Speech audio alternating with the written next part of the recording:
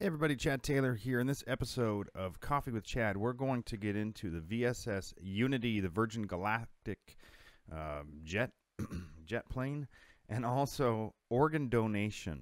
Kind of an interesting topic, so let's get going.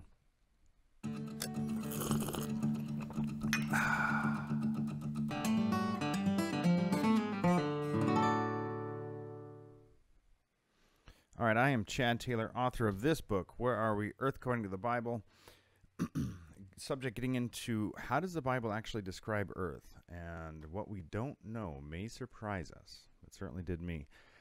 Now, I got to apologize for getting such a late start today. I'm definitely refining this show and getting more hardware, software stuff, and I've also been sick for the last couple weeks and just a lot of hurdles to get over. I hate excuses. I'm not giving excuses.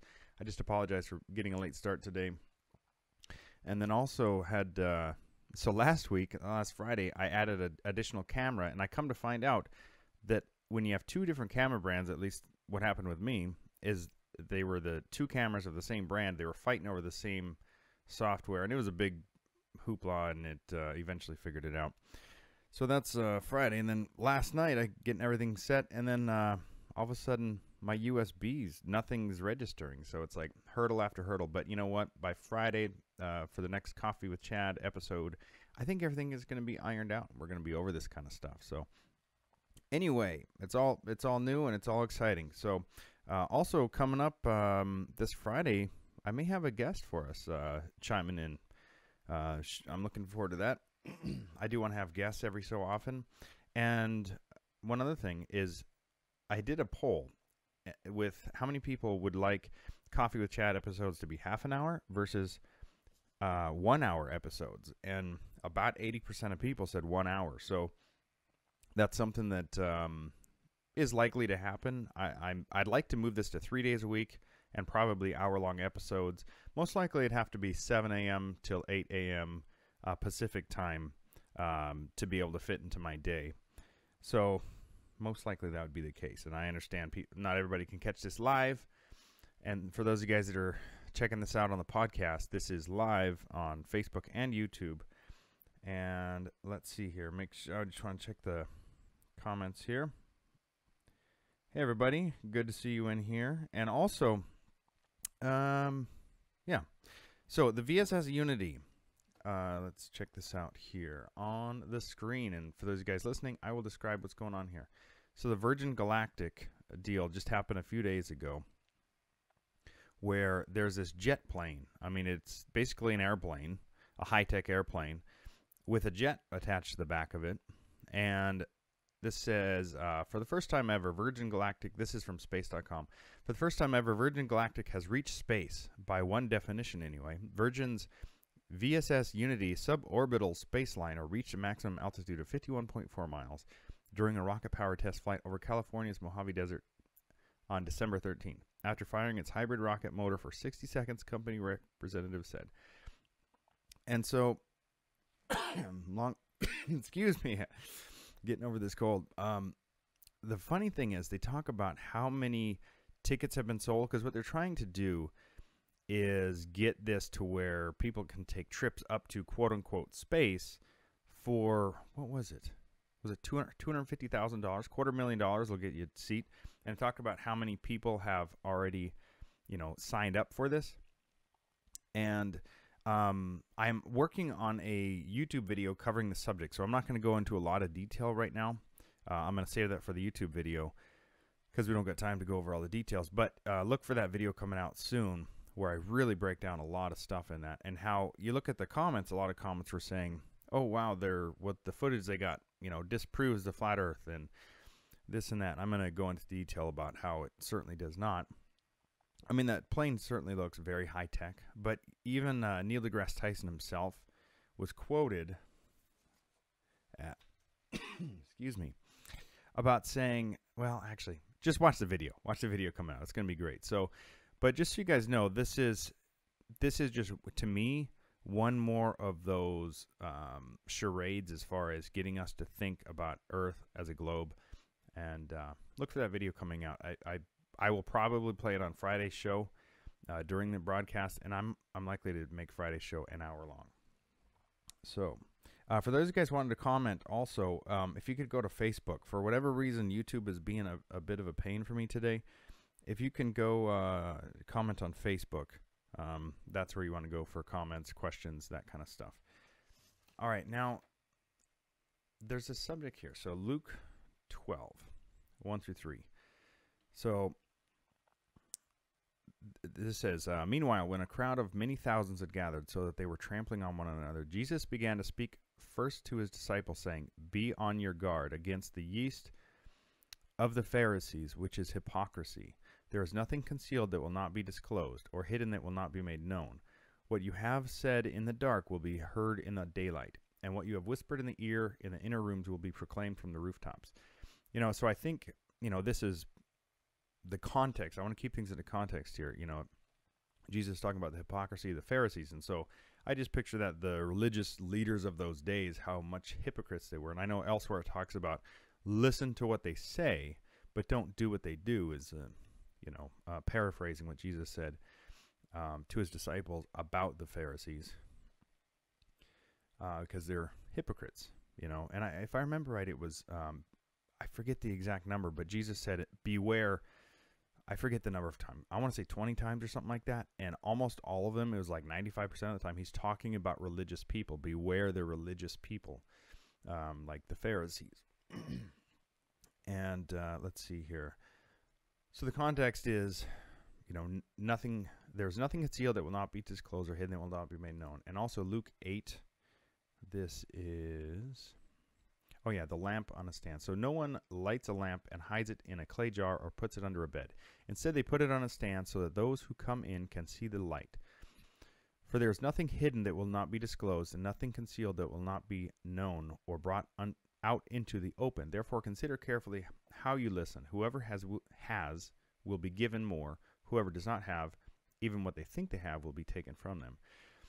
And I've said this before, but I think we're at a point in time where it's like God's grace, and to where all this countless, this knowledge is coming out, and this understanding of things are coming out. And to me, I talk about in the book where it's the world versus the word, and just how completely opposite this world is from the way God wants it for us.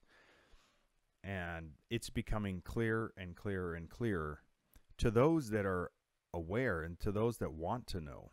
And so that's one thing I'm getting into here with the organ donors post. And some of you guys on Facebook saw this last night. First time I've seen this exact article.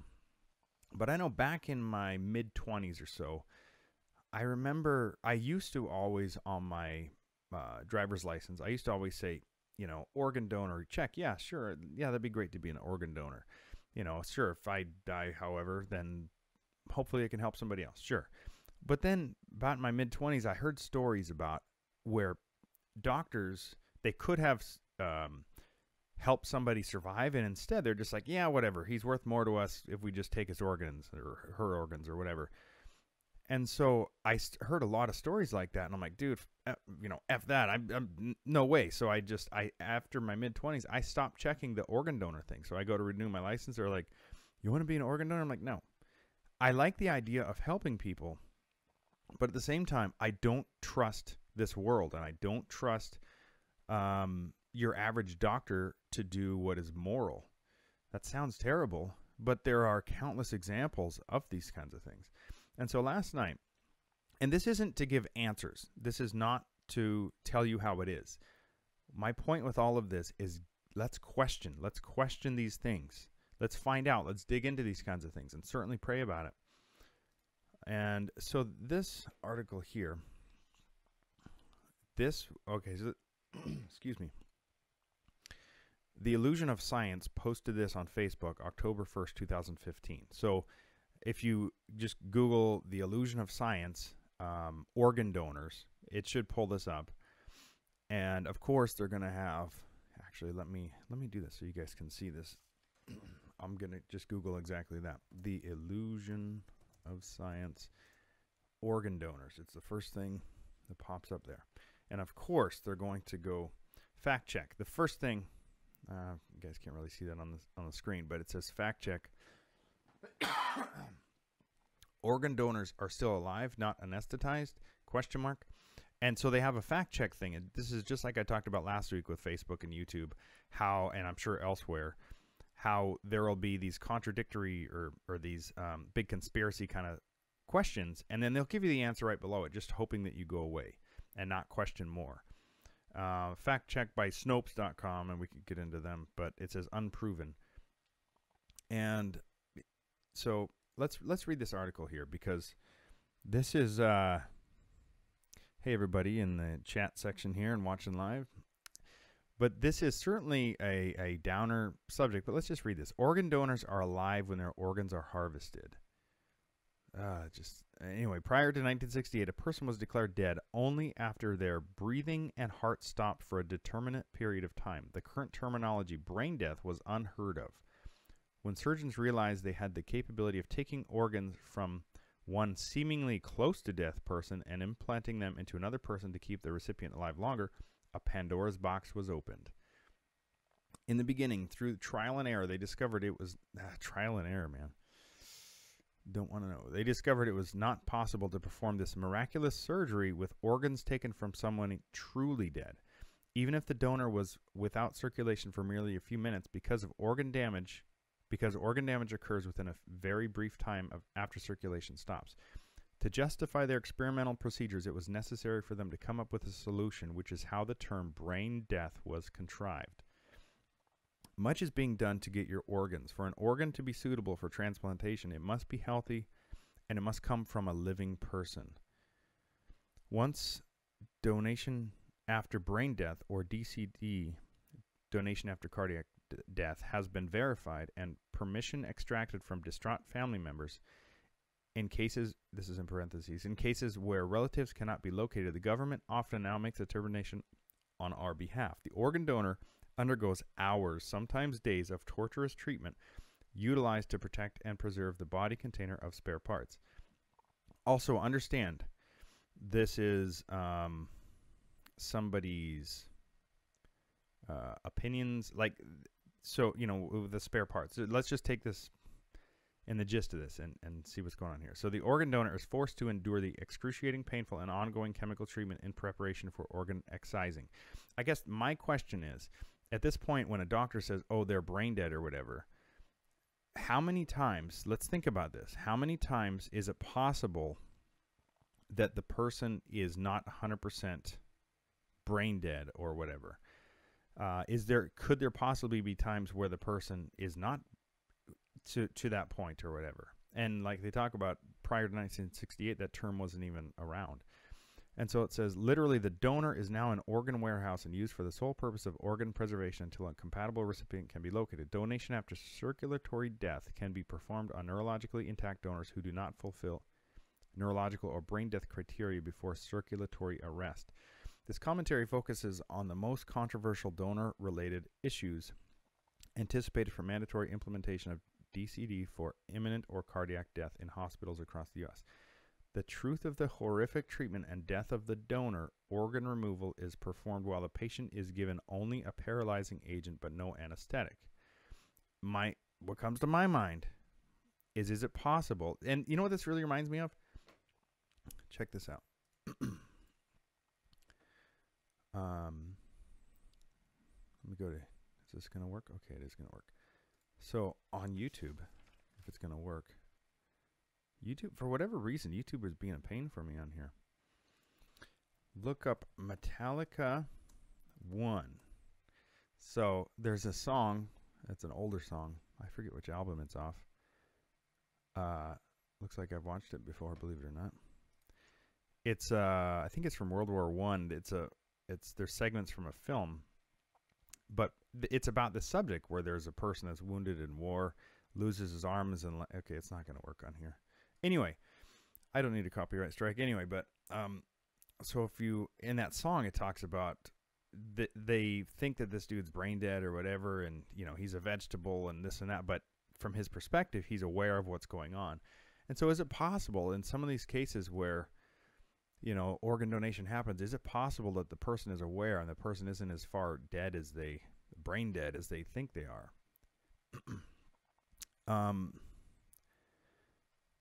let's see. Not now. Well, you can go on with this. I actually, I don't want to bum out your guys' day, but I would suggest you guys go read this even further. But what this brings me to is, let's say somebody comes in an accident. Let's see here. Wow. Estimated U.S. average billed charge per transplant: heart, $1 million; double lung, $800,000; liver, $580,000; kidney, $275,000. More than 123,000 people are on a waiting list for organ transplant in the U.S., 100,000 of whom are waiting for new kidneys. I think this is a massive subject, and the time I have to discuss this is not enough time. But when you go into a place, where was that I read this? So this was late last night. I was looking at this. That,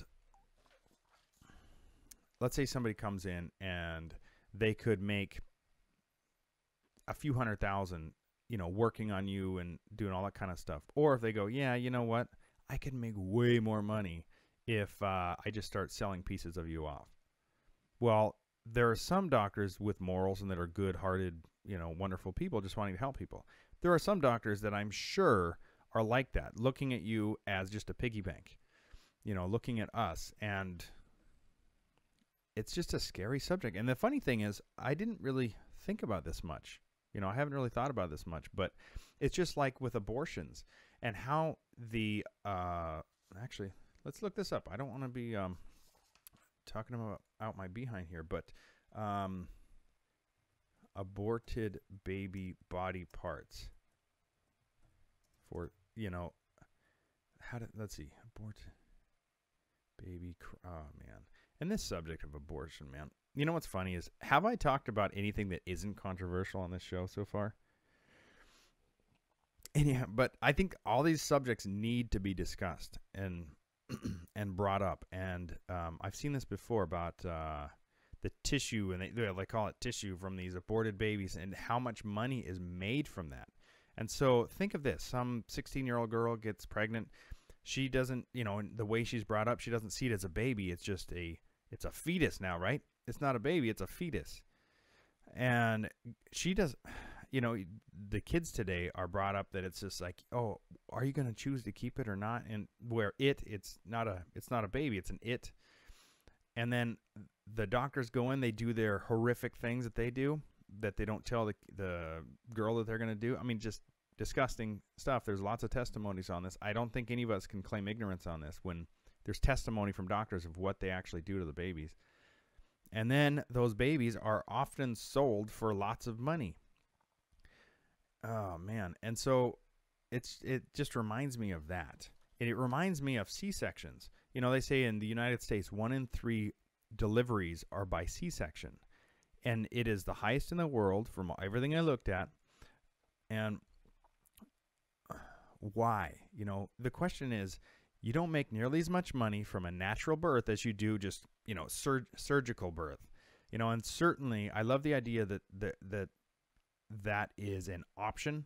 I was born C-section. All my brothers were because of a medical reason. It is likely my mom would have died and my older brother had C-section not been around. So there's certainly, it's certainly a wonderful thing that that's an option for when there's medical issues. And I think all of us know people that's happened to. But really 1 in 3 have to be from C-section. And to me, I saw this a while back. I think maybe it was a year ago, January 1st, it talked about all these New Year's babies at this one place. There was like 20 of them born in one day, something like that. It's like, how is that possible that they just all happen to do it? Of course not. It's like, yep, one after another. Let's just rip them open and get them out, move on, and it's like impatient doctors seeing it as, I can make way more money off a C-section than I can going, come on, just waiting for this gal to do her thing. How many hours, are your average childbirth? I mean, hours and hours, where it's like, C-section, we can crank them out. I can do 20 of them in a day or whatever and make way more money.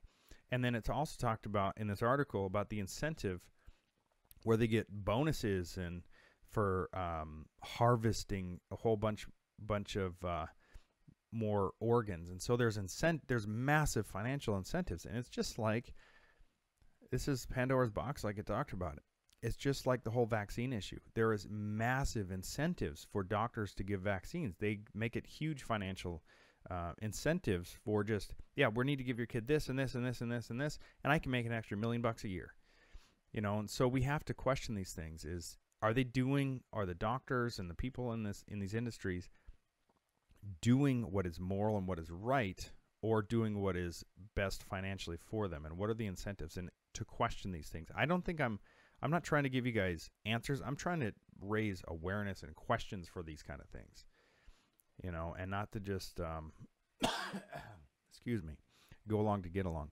And also, you know, the idea of, I don't really want to get, I would suggest you guys read this, but can you comprehend what it would be like for somebody? And it talks about that the people that have these organs and all their stuff removed, and that they're not giving any kind of anesthesia, to where what if they're just like in the Metallica video where the person is aware of what's going on but can't do anything about it. They're giving a paralyzing agent. So why would somebody that is dead need a paralyzing agent?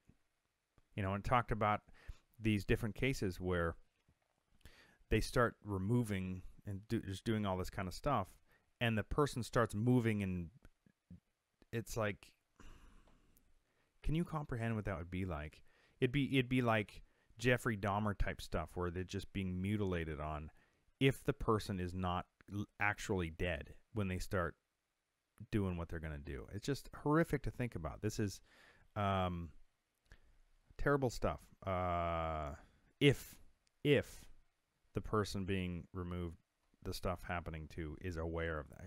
I don't even want to comprehend that. I hope all this stuff is not true, and I'd love for none of this to be true, and that, but I couldn't comprehend what that would be like. You know, it says, talking about keeping the person alive for hours and days, removing different things. So how about we question these kind of things? And just like Joe, I don't know if you want to talk about me to bring you up during this subject, but just like the Question Everything conference, question everything, you know. So QE 2019, I don't think this is going to be a subject that's discussed there, but QE 2019, February 22nd and 23rd in Yorba Linda, right? California. It's going to be a good time, but yeah, let's just question these kind of things. And so with that, funny dad joke time. All right. So we can't leave it on that kind of a note. Oh, man. My dad died when we couldn't remember his blood type. As he died, he kept insisting for us to be positive, but it's hard without him.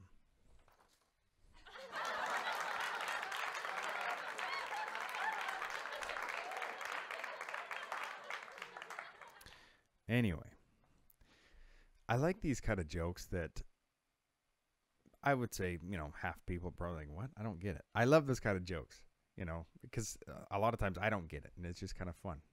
Kind of fun. Anyway, let's, all right. Let me check what I wanted to cover here. Yeah. So that's pretty much, excuse me. Let's take a water break real quick. Here.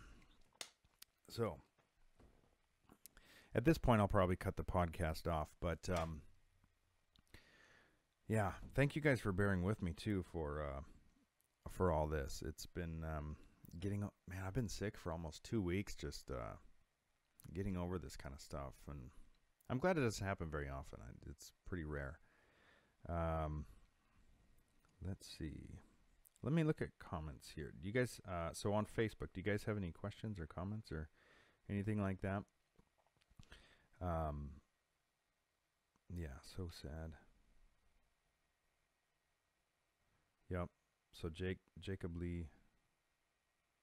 Yep. They literally tried their hardest to talk my wife into having a C-section. We refused, and the delivery was fine, but they pressed it. Yeah, and that's where, you know, a really good friend of mine, they had, I think they were in, it was her first baby. I think she was in labor for, I think, almost 24 hours, and they did everything they could possibly do to get the baby out naturally, and I think it got to the point where it was a health thing. Our first kiddo was like that as well. My wife was in labor for about 24 hours, and but came out just fine, you know. And then the next one was like in and out. Well, not in and out. Never mind. But yeah. Let me read this. Jake shared this again. So they kept saying, we highly recommend we go ahead and just do an early delivery with C-section, but it wasn't emergency. It was all just a highly recommendation, and my wife refused it. So did I, of course. And our baby does have a syndrome, but he was fine. They just wanting the extra cash is my guess. Absolutely. Man. And that's where, to me, it's the whole medical industry. I think it's great when you break your arm.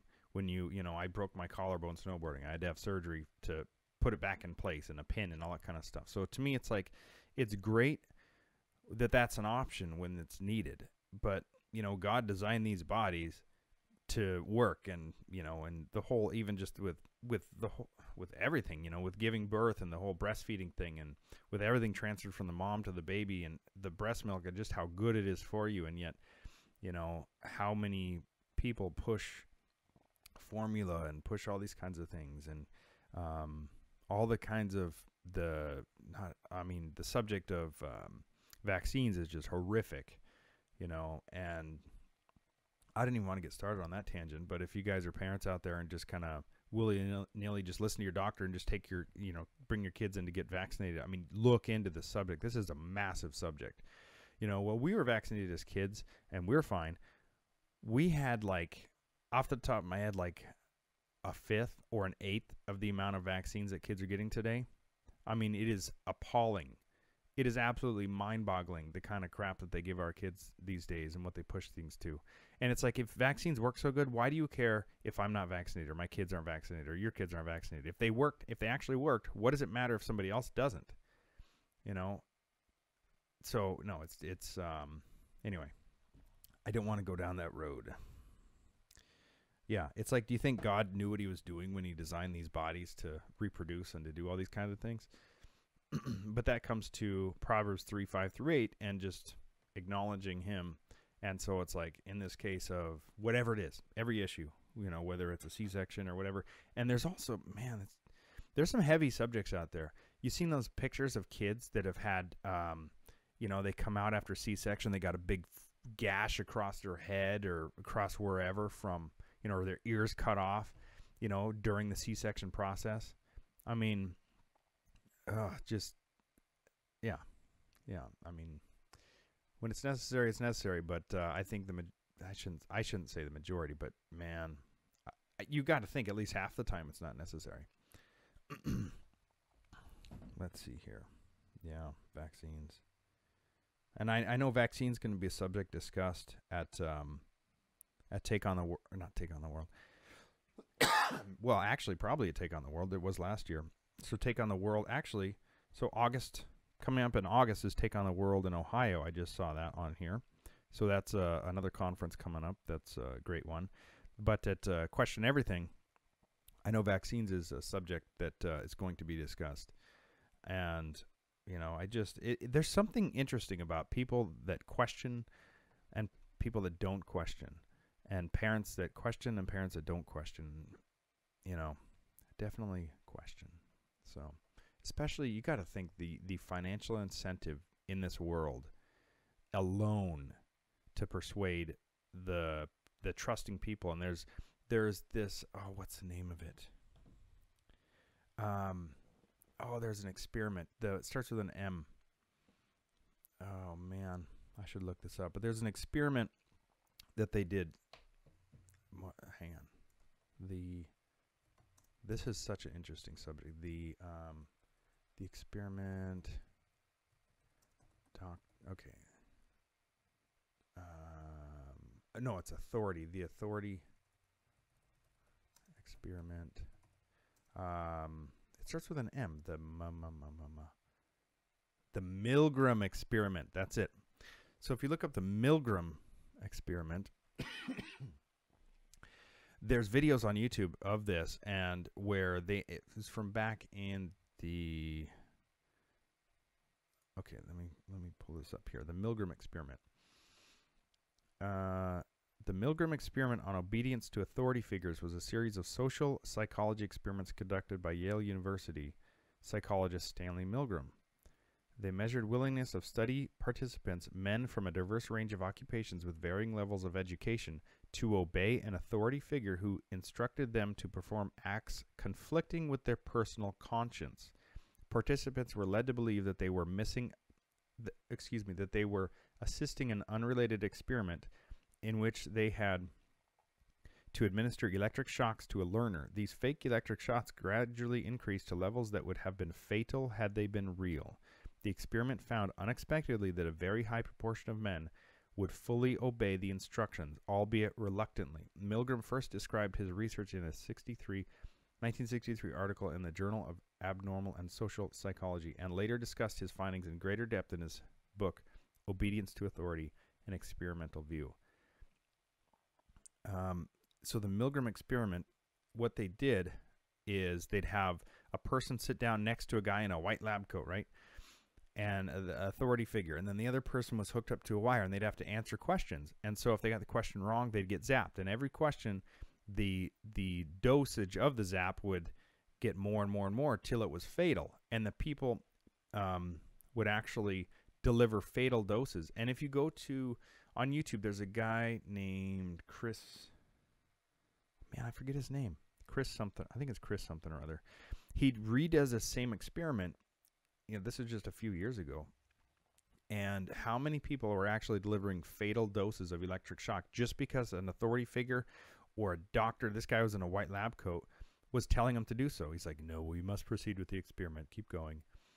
And so that's how I see this when you go into your doctor's office and they're like, you need to go give your kid these shots. You need to do this. You need to do that. Well, this authority figure thing, even though in your conscience or your spirit, you're like, yeah, no, I need to at least do my own research or, you know, get a second opinion or whatever. And how many parents are pushed into doing different things because they have an authority figure in a white lab coat standing in front of them. And especially if they start to intimidate them, or I saw a video about what to do if the doctor talks about turning parents into the CPA for not vaccinating their kid or not whatever. And just this authority of do what I say because I went to school and I know what I'm talking about. And because scientists and doctors can never be wrong. So, interesting subjects.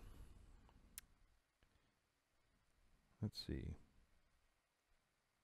That experiment was disturbing. Yep. Yeah, check it out. The Milgram experiment. Check it out on YouTube, especially the newer one. Chris something or other.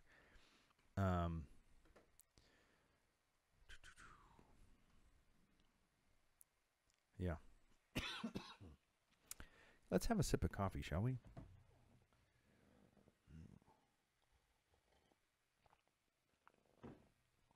Yeah, so I'm really contemplating on Friday doing an hour-long show, and I really think that I might have all the kinks worked out in this whole setup.